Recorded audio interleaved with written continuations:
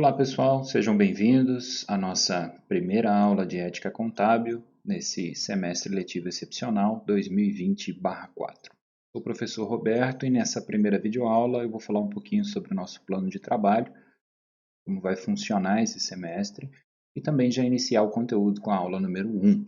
Então, sejam todos bem-vindos e bons estudos. Bom, basicamente o curso ele foi dividido em 3 unidades, sendo que a primeira nós vamos dar ênfase à ética ideológica para aprender o que é ética de modo geral, com as noções introdutórias. Na aula 2 a gente vai falar um pouquinho sobre o que são esses valores que compõem o indivíduo, quais são as fontes ou de onde vêm essas regras que nós temos que seguir. E aí também vamos aproveitar para estudar um pouco sobre a Declaração Universal dos Direitos Humanos. Seriam quase que regras universais quando se trata do estudo e da convivência humana. Ao longo dessa primeira unidade, nós teremos uma avaliação junto com algumas atividades de fixação. Em seguida, nós vamos para a ética geral e especial, onde nós vamos estudar basicamente o papel social do contador. Complementando a primeira parte, a gente vai ter alguns seminários, eu vou explicar mais detalhadamente em outras videoaulas. Lá no finalzinho da unidade 2, a gente já vai começar a entrar no código de ética contábil propriamente dito. Lembrando que a cada aula sempre algumas sugestões para fixar o conteúdo com as atividades. Então, se houver prazo de entrega, vai ser destacado para vocês.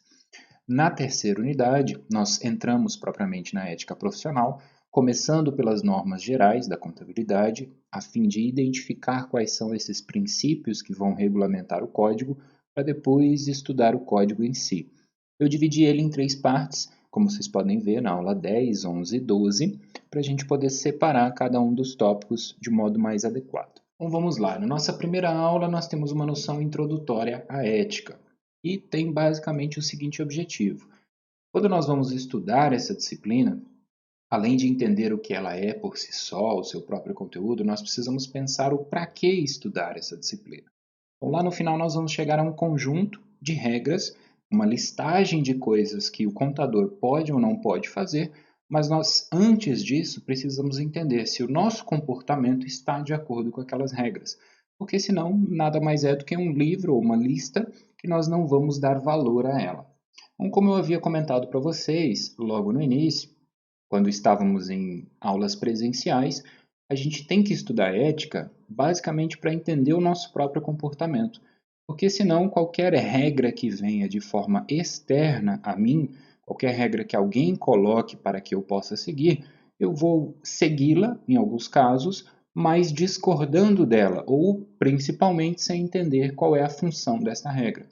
Então, quando eu tenho uma noção clara do meu próprio comportamento, das características que compõem a minha personalidade, eu tenho maior clareza também para seguir, eventualmente, regras externas. Então, o que se estuda em ética? Ela tem por objeto o estudo do comportamento humano, do indivíduo inserido em uma sociedade. Qual é o propósito de fazer esse estudo? É estabelecer essa convivência entre as sociedades e dentro dessas sociedades. Como a gente vai ver a seguir, existem vários tipos de sociedades. E aí, qual é a maneira que nós fazemos isso? A partir da análise, da reflexão e também da criação de níveis ou de regras, né, como nós vamos chamar, aceitáveis de comportamento. Então, é basicamente do entendimento daquilo que é aceitável ou não que se cria o famoso certo e errado. Normalmente, o pessoal fala muito sobre costumes, valores, moral, enfim. Essas definições elas são mais tradicionais dos livros, principalmente, mais antigos, e nesse momento a gente não precisa decorar nada. Como eu sempre comentei para vocês ao longo das aulas presenciais, muito mais importante do que decorar um conteúdo é entender o que aquilo quer dizer. É ver como aquilo reflete dentro de mim. E é isso que nós vamos fazer, mesmo que de forma remota. Então eu trouxe aqui alguns tópicos para a gente começar a entender essa parte da ética ideológica. Primeiro, eu preciso saber como se forma uma sociedade. E aí eu observo quais são os tipos de sociedade que eu estou inserido. Além disso, eu vou aprofundando e observo como eu me relaciono com as outras pessoas dentro desses tipos de sociedades diferentes. Além disso ainda, eu vou chegar à conclusão de observar quais são os valores que eu carrego, ou seja, aquilo que eu acredito como certo e errado. Então, falando sobre a formação da sociedade, eu preciso sempre lembrar o quê? Que cada indivíduo tem a sua própria personalidade. E a compreensão dessa personalidade é o que faz com que a gente possa estabelecer quais padrões são aceitáveis ou não. É assim, por exemplo, que se estabelece o conjunto de regras para uma sociedade de modo geral, como a gente chama de Brasil, ou de Mato Grosso, ou de Tangará da Serra. Além disso, eu tenho esses tipos de sociedade, que nada mais é do que o quê? Conceituar e entender que o comportamento ele pode ser diferente dentro do ambiente familiar, como a gente chama, dentro do trabalho, na convivência com amigos. Então, esta personalidade, ela possui, de certa maneira, uma variação. E essas variações são estudadas junto com esse aspecto dos tipos de relacionamento. Então, eu vou buscar o quê? Identificar de que maneira o indivíduo relaciona aquilo que ele concebe como certo e errado para estabelecer uma forma de convívio desejada. Então, basicamente, estamos falando sobre o quê? Ética ideológica é aquilo que o indivíduo acredita. E aí, além disso, nós vamos mais fundo para observar por que o indivíduo acredita que aquilo é certo e errado. Então, como vocês vão ver ao longo do curso, a gente vai chegar a algumas conclusões que vão nos ajudar a entender quem nós somos, a fim de entender como nós projetamos isso na forma de comportamento. Então, quando estamos falando sobre valores e aquilo que nossa personalidade é, nós estamos buscando os conceitos que nós adquirimos ao longo da vida, pela convivência familiar, pelo trabalho, pela experiência com amigos, enfim, para separar, depois de observados todos esses valores, quais deles devem permanecer dentro de nós ou devem ser retirados. Então eu trouxe aqui algumas imagens de uma forma bem direta, né, bem simples, também bem humilde, para que vocês pudessem relembrar daquilo que a gente falou numa das primeiras aulas. O mito da caverna é muito utilizado como uma forma, uma alegoria de se descrever o comportamento humano daqueles que ainda não alcançaram, de certa maneira, uma concepção sobre a realidade. Por quê? Porque ele retrata uma história onde alguns indivíduos estão presos, mas não sabem, dentro de uma caverna, e presos tem um sentido muito mais figurativo, por tratar-se aí de uma alegoria, né, uma metáfora, e esta prisão é importante que a gente perceba que ela acontece dentro da nossa própria cabeça, dentro da nossa forma de entender o que acontece à nossa volta. Então, os indivíduos acabam vendo figuras ou imagens do que eles acreditam que é o mundo real. O mesmo pode ser dito quando a gente faz aquela análise ou a gente expressa aquela frase de que não se deve julgar um livro pela capa, por exemplo. Por quê? Sabe-se que muitas vezes aquilo que nós vemos em outras pessoas, aquilo que nós enxergamos, ouvimos, enfim, criamos como concepção, na verdade não representa inteiramente aquilo que a pessoa é. Então, é muito simples por esse mito entendermos que toda a nossa concepção de realidade deriva de conceitos que nós temos dentro e não de conceitos reais ou verdadeiros. Por isso que se faz necessário para o homem, como indivíduo, sair dessa caverna e enxergar a verdadeira luz, enxergar a famosa luz do sol, né? E aí, ao longo do mito, como vocês estudaram e vão estudar ainda, cabe ao indivíduo escolher se ele quer permanecer à luz do sol, a verdadeira realidade, ou se ele retorna. Em muitos casos, esse mito é retratado dessa maneira, ele acaba retornando à caverna porque a luz do sol, de certa maneira, assusta, machuca, ou o deixa cego, filosoficamente falando. Porque muitas das vezes, quando encaramos a realidade como ela é, acabamos tendo algumas decepções. Tá? Então, basicamente, para entendermos esse mito e trazer ele à luz da disciplina, nós precisamos pensar o seguinte: quando eu observo algo que acontece ao meu redor, de que maneira eu ajo, ou eu reajo, ou eu entendo aquilo que está acontecendo? Então, quais são os filtros que estão dentro de mim que me ajudam a entender isto que eu chamo de realidade? São os cinco sentidos? É um pensar mais aprofundado? É uma ação e reação? Enfim, entendendo essas características, eu começo a avançar na ética ideológica. Por quê? Porque a ética ideológica vai ser aquilo que eu acredito, aquilo que eu no sentido de indivíduo. Então, estudar a ética ideológica é estudar aquilo que o indivíduo acredita. Seja certo e errado para mim ou não, ao longo do estudo nós precisamos discutir, refletir e analisar, a fim de que a nossa concepção de realidade possa então ser verdadeira, e não simplesmente algumas imagens que aparecem e nós observamos e acreditamos que aquilo é tudo que pode ser entendido sobre o assunto. Bom, então o mito da caverna ele é amplamente conhecido, eu peço para vocês estudarem ele mais uma vez, darem uma lida, verem algumas explicações, a fim de que vocês possam ver o seguinte: de que lado da caverna eu estou? Pensemos assim: será que tudo aquilo que eu conheço como certo e errado, de fato é certo e errado?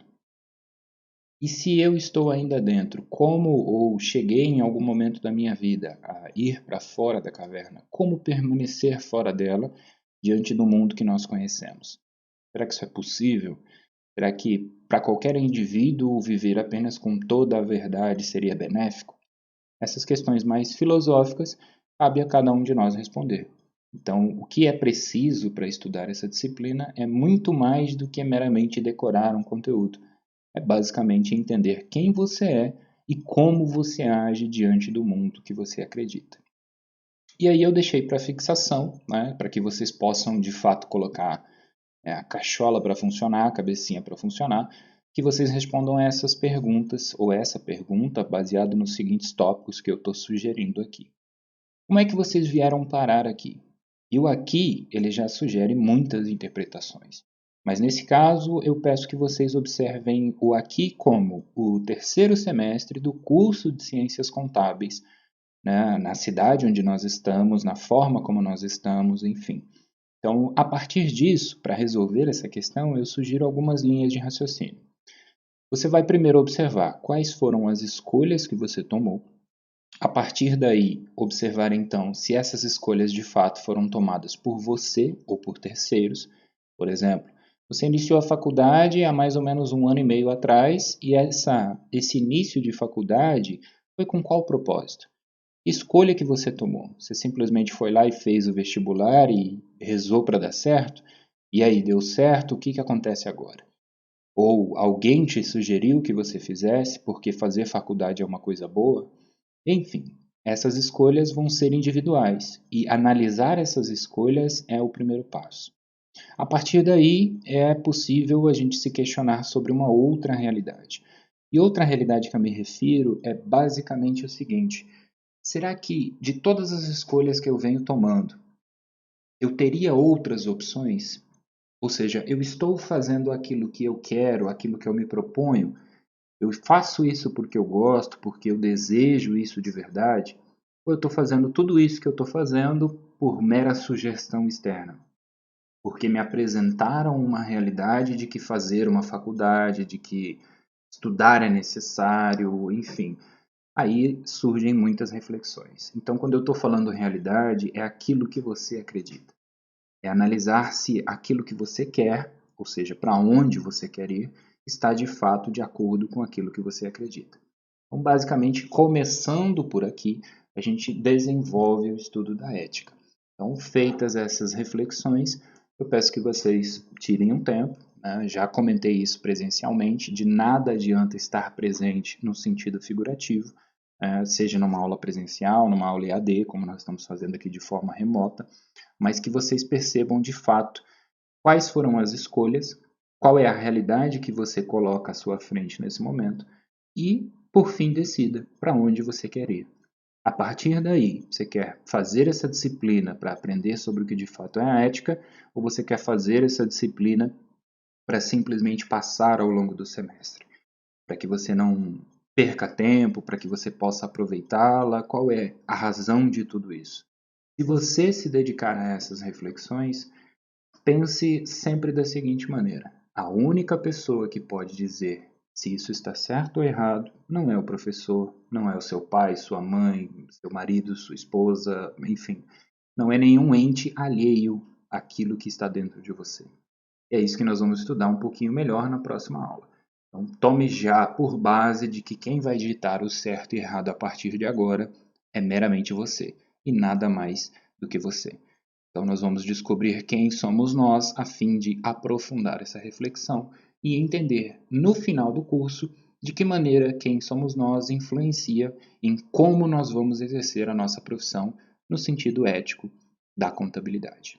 Agradeço a atenção de vocês, espero ter sido breve, já deixo o convite para as próximas aulas. O contato está disponível, vocês podem sempre entrar em contato, conversar comigo, tirar dúvidas, enfim. Essas videoaulas vão ser bem breves, bem diretas e objetivas, e outros materiais sugeridos estarão diretamente postados no SIGA. Bons estudos, boa reflexão e um ótimo semestre a todos. Obrigado.